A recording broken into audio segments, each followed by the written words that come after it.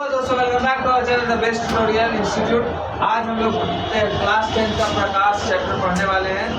परावर्तन तथा अपवर्तन।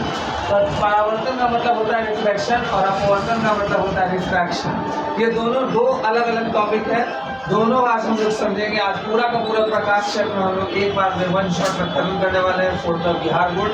आने वाले अगले जो बोर्ड्स आने वाले हैं 2027 में जिन बच्चों का 10th क्लास का है वो इसे जरूर देखें। और वन शॉट में ज़्यादा देर नहीं है, वन शॉट में सारे इंपॉर्टेंट टॉपिक्स मैं बता दूंगा और आपको पढ़ने में कोई तकलीफ नहीं होगी। So start the video. Light किसे कहते हैं? लाइट प्रकाश। प्रकाश प्रकाश एक ऊर्जा का रूप है। प्रकाश एक ऊर्जा का रूप है। Light is a form of energy जो किसी भी चीज को देखने में मदद करती है। वो खुद नहीं दिखती है लेकिन वो उसे देखने में मदद करती है। इसके नोट्स आपको डिस्क्रिप्शन बॉक्स में मिल जाएगा। मैं आपको सिर्फ इसमें समझाने वाला हूँ, थ्योरी बताने वाला हूँ। बाकी इसके नोट्स आपको डिस्क्रिप्शन बॉक्स में आपको जल्द से जल्द मिल जाएगा जब भी वीडियो अपलोड होगी। अब देखिए प्रकाश किसे कहते हैं? प्रकाश light is a form of energy। प्रकाश ऊर्जा का रूप है जो स्वयं न दिखकर किसी भी वस्तु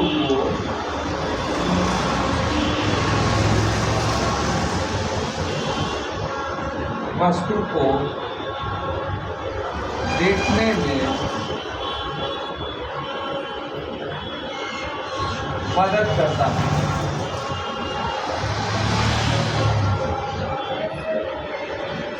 किसी भी वस्तु को देखने में मदद करता है। इस यूनिवर्स में चाहे जितने वस्तु हैं उन सब को देखने में प्रकाश ही मदद करता है।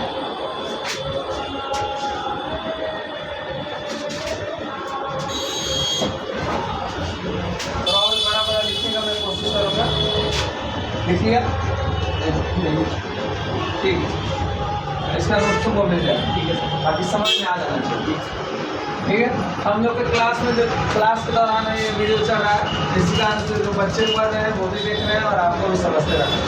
तो प्रकाश क्या? What is the light? Light is a form of energy that help us to see the object without watching this. कहने का मतलब कि बिना उसे देखे, बिना लाइट को देखे जो दूसरे चीज़ों को देखने में मदद करता है उसे लाइट कहते हैं। लाइट एक ऊर्जा का रूप है। अब आते हैं रिफ्लेक्शन किसको कहते हैं। अब यहाँ में बात एक समझने की चीज़ है कि हम अगर मान लीजिए सबसे बड़ा एग्जांपल हम देते हैं, आप शादी में जाने के लिए तैयार हो रहे हैं और आपके घर की लाइट चली जाती है तो आप टॉर्च किधर मारिएगा? आईना की तरफ मारिएगा कि अपने शरीर की तरफ मारिएगा? आईना की तरफ अगर मारिएगा तो वो लाइट रिफ्लेक्ट होकर के परावर्तित होकर के आपको दिखाएगा नहीं। लेकिन जब आप अपने ऊपर लाइट मारिएगा तो आपके ऊपर लाइट दिखेगा, तब जाकर के आप शीशा में दिखेंगे। ये बात है। जैसे ये लाइट मेरे ऊपर पड़ रहा है, यहाँ से लाइट रिफ्लेक्ट होकर के वहाँ जा रहा है, तब जाकर के पता चल रहा है। लाइट जो है रिफ्लेक्ट करता है कैसे? मान लीजिए ये मिरर है,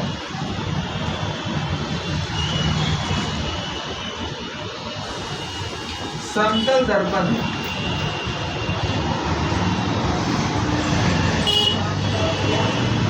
समतल दर्पण। जब इस पर कोई प्रकाश की किरण, जब इस पर कोई प्रकाश किरण आती है तब ये उस बिंदु से रिफ्लेक्ट होकर के दूसरी ओर चली जाती है। जैसे अगर हमें मान लीजिए यहाँ पर कोई एक लड़का खड़ा है, जैसे बाय सपोज मैं खड़ा हूँ, अब यहाँ पर भी एक आदमी खड़ा है, यहाँ पर भी एक आदमी खड़ा है। ठीक है, बाहर का शोर कुछ ज़्यादा इसलिए मैं तेज से बोला। ये चोर है, ये थीफ है, ये पुलिस है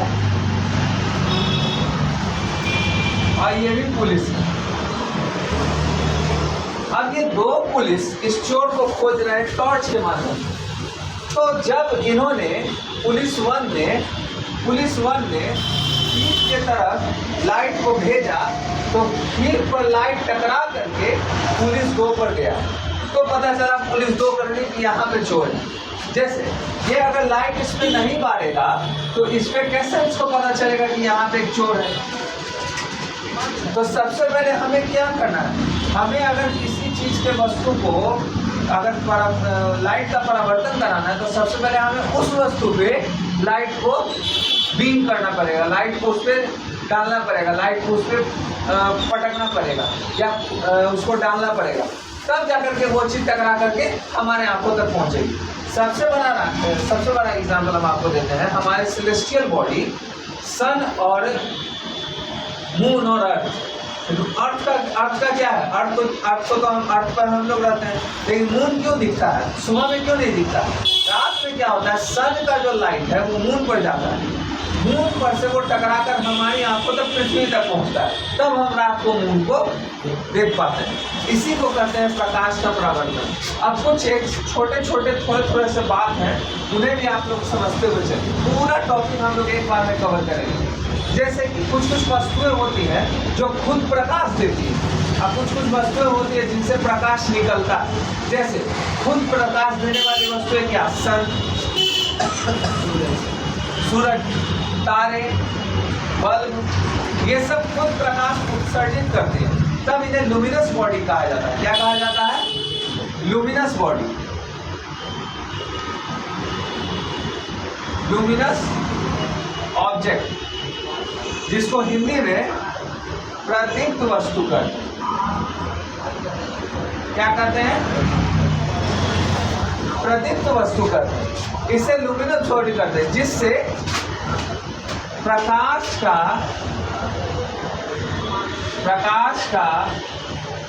उत्सर्जन होता है।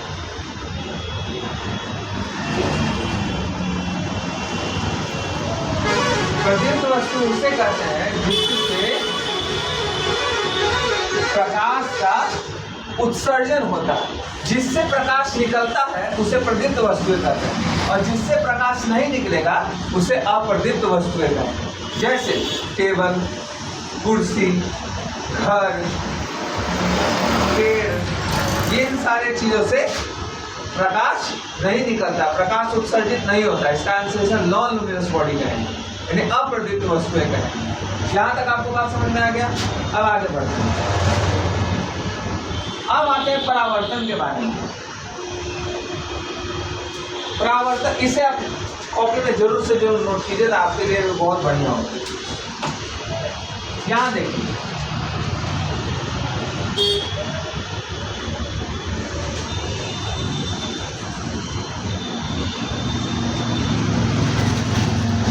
ये एक समतल दर्पण है।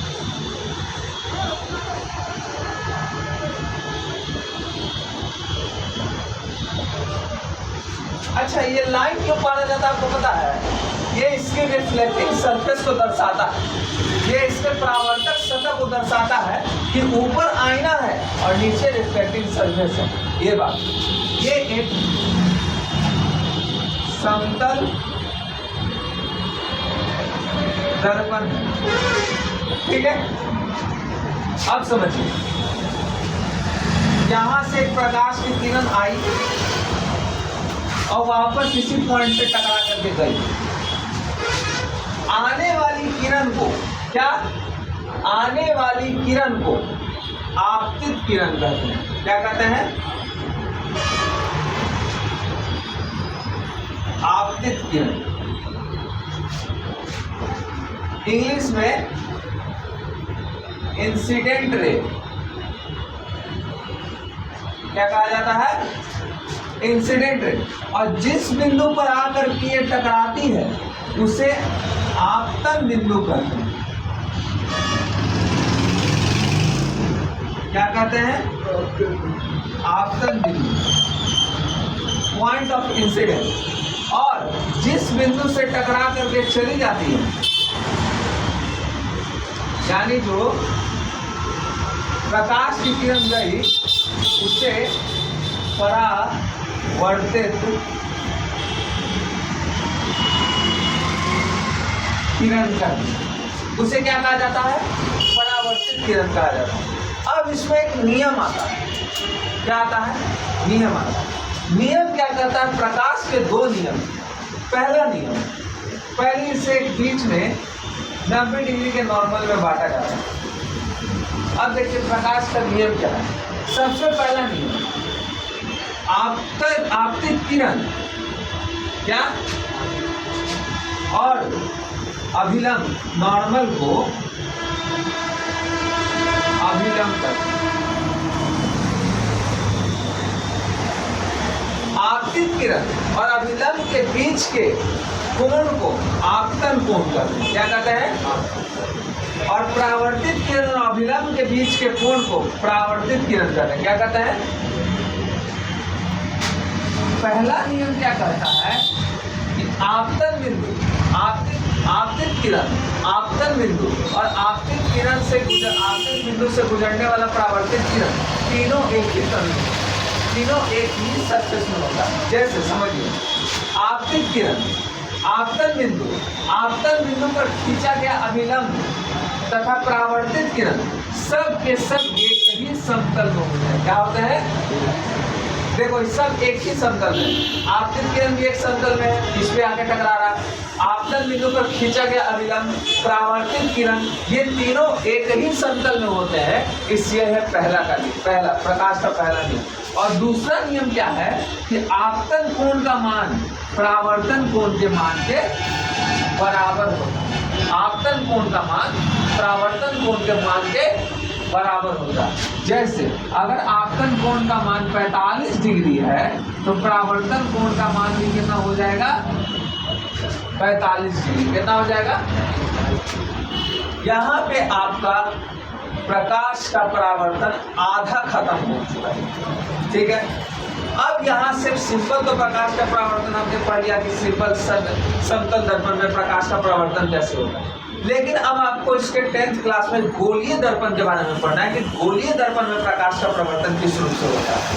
मेरी बात को समझ पाने से बिहार बोर्ड के छात्र एवं छात्राएं, कहा जाता है ना कि लहरों से डरकर नौका पार नहीं होती, कोशिश करने वालों की कभी हार नहीं होती।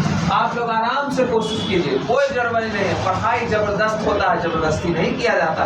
इसीलिए कहा गया है कि बहुत सारे बात है जो कहा जा सकता है। अब देखिए, कोण I बराबर कोण R, एक याद रखना। जैसे आपतन कोण का मान परावर्तन कोण के मान के बराबर होता है। बस इतना बात याद रखिए। पहला नियम क्या है? आपतन बिंदु, आपतित किरण, आपतन बिंदु पर खींचा गया अभिलंब और परावर्तित किरण तीनों एक ही समतल में होते हैं। इसे प्रकाश का प्रथम नियम कहा जाता है। क्या कहा जाता है? प्रकाश का प्रथम नियम। ठीक है, अब समझ, गोलीय दर्पण के बारे में हमें पढ़ना है। देखिए बाबू, आप जितना मेहनत करिएगा आपके लिए उतना ही बढ़िया रहेगा। आप जितना मेहनत करिए, क्योंकि मेहनत ही इंसान को शिखर तक पहुंचाता है। चलिए, इसे आप चाहें तो नोट कर सकते हैं, पॉज करें, बाकी आपके नोट्स मिल जाएंगे।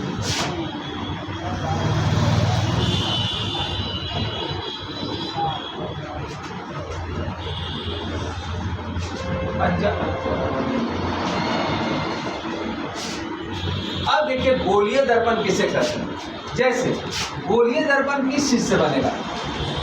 गोलीय दर्पण किस चीज से बनेगा? एक गोला क्रिस्टल से, एक गोला के क्रिस्टल से, एक शीशे के गोला के, जैसे ये गोला है, ये एक शीशा का गोला है,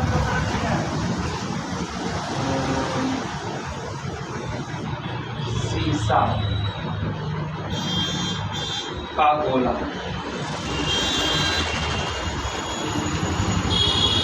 शीशा का गोला। अब इसे यहां से इसे 2 भाग में बांट देंगे, 2 बराबर भागों में बांट दिए। अब इस वाले पोर्शन को भूल जाए, इस वाले पोर्शन को भूल गए, तो ये जो सरफेस हुआ ये जो सरफेस अब बचा और इससे पीछे में अगर रिफ्लेक्टिंग साइड करिएगा तो ये गोलीय दर्पण हो जाएगा, क्योंकि ये इसका परावर्तक सतह हो जाएगा। और अगर आप एक ये करिएगा,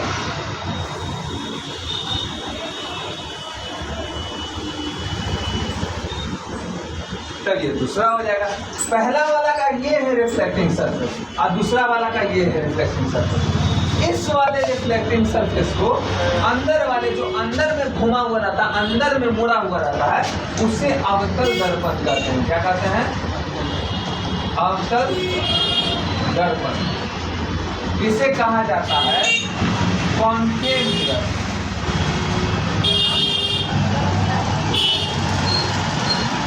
क्या कहा जाता है? कॉन्केव मिरर ना, मॉडर्न बताता है। और इस साइड जो उभरा हुआ रहता है, उभरा हुआ जितना रहता है, जिसका मोटा है पेट, जैसे कैसे किसी इंसान का पेट निकल जाता है, तो उभरा हुआ रहता है, उसे कॉन्वेक्स मिरर कहते हैं। क्या कहते हैं? Convex mirror. Convex mirror. उत्तल दर्पण। क्या कहते हैं? उत्तल दर्पण कहा जाता है। अच्छा, ये तो हो गया है कि जो अंदर से घुमा हुआ रहता है उसको अवतल दर्पण, बाहर से घुमा हुआ रहता है उसको उत्तल दर्पण। लेकिन गोलीय दर्पण किसे कहते हैं? गोलीय दर्पण वह दर्पण होता है जो किसी गोला का भाग होता है। क्या बोला जा रहा है? गोलीय दर्पण वह दर्पण होता है जो किसी गोला का भाग होता है। क्या बोल रहे हैं? गोलीय दर्पण वह दर्पण होता है जो किसी गोला का भाग होता है। गोलीय दर्पण के कितने प्रकार हैं? 2 प्रकार हैं, अवतल दर्पण, उत्तल दर्पण। Concave mirror, convex mirror. अवतल दर्पण से, अवतल दर्पण का जो परावर्तक सतह रहता है वो अंदर की ओर धंसा हुआ रहता है। क्या? अंदर की ओर धंसा हुआ रहता है। उत्तल दर्पण का परावर्तक सतह बाहर की ओर उभरा हुआ रहता है। क्या रहता है? बाहर की ओर उभरा हुआ रहता है। ठीक है, आगे बढ़ते हैं।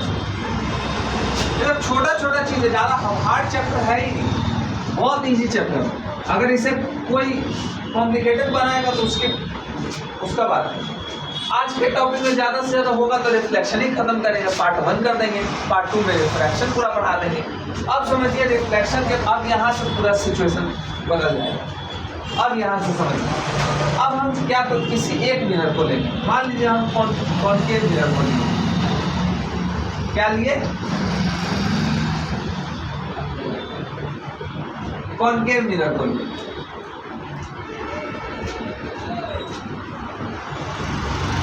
ये है एक अवतल दर्पण।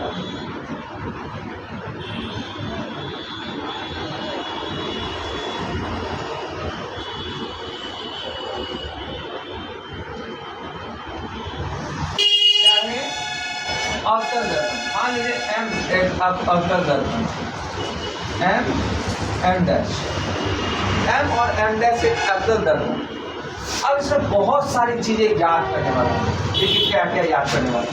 सबसे पहले तो यहाँ से एक रेखा, इसके सेंटर से एक रेखा गुजरेगा। कहाँ से गुजरेगा? सेंटर से। और इस सेंटर को सी नहीं कहा जाता है, इस सेंटर को सी नहीं कहा जाता, इस सेंटर को पोल कहा जाता है। क्या कहा जाता है? पोल कहा जाता है, हिंदी में ध्रुव। क्या? और ये जो लाइन हम खींचे हैं इसे प्रिंसिपल एक्सिस कहा जाता है। Principal axis.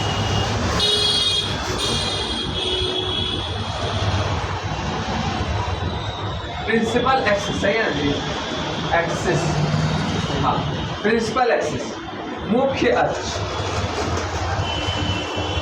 क्या कहा जाता है? मुख्य अक्ष कहा जाता है। अब यहाँ से थोड़ा बात आपको क्लियर होगा। ये मुख्य अक्ष हुआ। अब हम लोग को 2-3 चीजें के बारे में समझना है। पहला वक्रता केंद्र, दूसरा वक्रता त्रिज्या, वक्रता केंद्र सेंटर ऑफ कर्वेचर, वक्रता त्रिज्या centre of radius of curvature, उसके बाद फोकस। अब यहाँ समझिए, जब कोई रेखा समानांतर, मुख्य अक्ष के समानांतर से गुजरती है, कहीं से भी गुजरे, वो सीधा परावर्तन होकर के फोकस पे आके मिलेगी। कहाँ पे आके मिलेगी? फोकस पे आता है। इससे हिंदी में भी फोकस करते हैं और इंग्लिश में भी फोकस करते हैं, ठीक है। हिंदी में भी फोकस करते हैं, इंग्लिश में फोकस। और देखिए एक और बात है, इस फोकस और पोल के बीच के दूरी को, इस फोकस और पोल के बीच की दूरी को फोकस दूरी कहते हैं। क्या कहते हैं? फोकस दूरी, जिसे छोटा एफ कहते हैं। और इसका जस्ट दुगना, इसका जस्ट दुगना पर सी रहता है, जिसे वक्रता केंद्र कहा जाता है। क्या कहा जाता है? वक्रता केंद्र कहा जाता है, सेंटर ऑफ कर्वेचर। और इसके वक्रता केंद्र और ध्रुव के बीच तक के दूरी को वक्रता त्रिज्या कहा जाता है। क्या कहा जाता है? वक्रता त्रिज्या कहा जाता है। यही सारे चीज आपको बहुत इंपॉर्टेंट है क्लास 10 के फिजिक्स के फर्स्ट चैप्टर में लाइट के बारे में। खड़ा रहा जो अपने पर लाख मुसीबत आने थे, मिली सफलता जब उसको जीने में मर जाए। आप लोग इतना मेहनत करिए कि जिंदगी भर आराम से बैठिए, किसी के सामने हाथ फैलाने की जरूरत नहीं। एफ एंड ऐसे अवतल दर्पण, यहाँ पे पोल पी है जिसे ध्रुव कहा जाता है। ये एक मुख्य अक्ष से गुजरता है जिसे प्रिंसिपल एक्सिस कहते हैं। यहाँ मुख्य अक्ष के समानांतर एक किरण जाती है तो फोकस से होकर के गुजरती है। फोकस और पोल के बीच की दूरी को फोकस दूरी कहते हैं। इसके जस्ट दुगना पे वक्रता केंद्र रहता है। वक्रता केंद्र और पोल के बीच की दूरी को वक्रता त्रिज्या कहा जाता है, रेडियस ऑफ कर्वेचर कहा जाता है। ये यहाँ पे आपको गोलीय दर्पण का आधा से ज्यादा पोर्शन खत्म हो चुका है।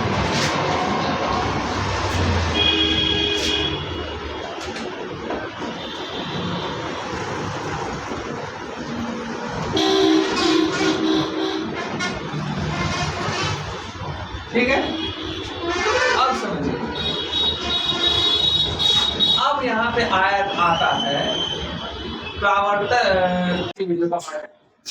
आर बराबर 2l, यानी रेडियस ऑफ कर्वेचर बराबर 2 इंटू फोकस का दूरी। अवतल दर्पण देंगे, मुख्य अक्ष गुजारेंगे, समानांतर गुजारेंगे, कहाँ से जाएगा? फोकस से। ये पोल हो जाएगा, ये आपतित किरण हो जाएगी, ये सेंटर ऑफ कर्वेचर हो जाएगा। अब यहां से ये इस एंगल को, ये एम दर्पण है, ये ए है, और आई और आर दो भाग में बांटेगा।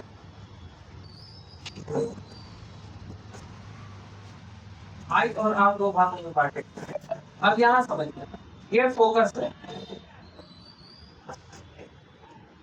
अब ये जो है दो दर्पण को इससे ट्रांसवर्स कर रहा है, ये दो लाइन है, इसे ये ट्रांसवर्स कर रहा है। तो ये और ये एंगल आपस में बराबर हो जाएगा। क्या हो जाएगा? बराबर। ध्यान से देखिएगा, ये अगर इसको आगे बढ़ाया जाए तो ये दोनों आपस में पैरेलल है, और ये जब इसको ट्रांसवर्स करेगा तो ये और ये आपस में अल्टरनेटिव एंगल से इक्वल हो जाएगा। और जब इक्वल हो जाएगा तो ये दोनों जब बराबर है आपस में, ये दोनों जब बराबर हो गया तो ये साइड देखो, एंगल के सामने वाला साइड, आर के सामने वाला साइड, जैसे ये वाला त्रिभुज लेगा ट्रायंगल TAF। अब यहाँ से कोण A बराबर कोण C, ये वाला बराबर है, तो कोण A के सामने वाला कौन बराबर है? CF बराबर है, CF बराबर हो गया। और I के सामने वाला कौन बराबर है? ये बराबर। ये दोनों जब कोण बराबर है तो उसके सामने वाला साइड भी बराबर होता है। जब दो एंगल बराबर होते हैं तो उसके सामने वाले साइड भी बराबर होते हैं। अब जब दो साइड बराबर हो गए, ये साइड बराबर हो गया, ये साइड बराबर हो गया, और जब ये बहुत करीब, जब इसके इधर आ जाता है, जब ये बहुत करीब आ जाता है, बहुत करीब, तब CF बराबर भी FP हो जाता है। ये नियम है, इसे बताने का इसलिए नियम है कि जब ये बहुत करीब आ जाएगा, ये इसके बहुत निकट आ जाएगा, मान लीजिए एकदम यहाँ किरण आता है तब तो एकदम बराबर हो जाता है। अगर ये अगर किरण यहाँ पे आता है तो एकदम बराबर हो जाता है, तो CF बराबर PF हो जाता है अपने आप। अब समझिए, जब सी बराबर PS है तो CP बराबर क्या होगा? ये CP, तो CP बराबर क्या करते हैं, इसको रेडियस कहते हैं, तो इसको कर दिए रेडियस। अब बराबर क्या है, बराबर क्या है समझिएगा, CL बराबर इसको लिखना है, दो भागों में बांट रहा है, तो CP बराबर लिखेंगे CL plus FP, CL plus FP लिखेंगे, जरूर लिखेंगे। अच्छा FP बराबर क्या है भाई, यहाँ पे फोकस दूरी है, FP बराबर क्या है, फोकस दूरी है। अब R बराबर CL बराबर PF है, FP FP हो जाएगा, FP FP हो गया, FP FP हो गया। अब R बराबर FP प्लस FP हो गया, तो R बराबर F प्लस F हुआ, तो R बराबर 12। यही हुआ आपका प्रूफ। ये हाउ प्रूफ हुआ कि अगर रेडियस है क्या हुआ तो वो फोकस दूरी के दुगना होता है। कितना होता है, दुगना होता है। ये बात आपको समझ में आ गई?